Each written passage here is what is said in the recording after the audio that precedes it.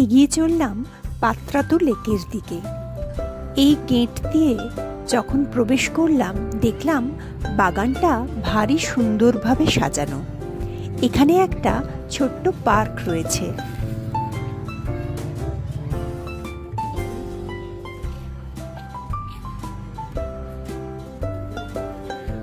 পাত্রাতু লেকের সামনে দাঁড়িয়ে মুগ্ধ হয়ে গিয়েছিলাম।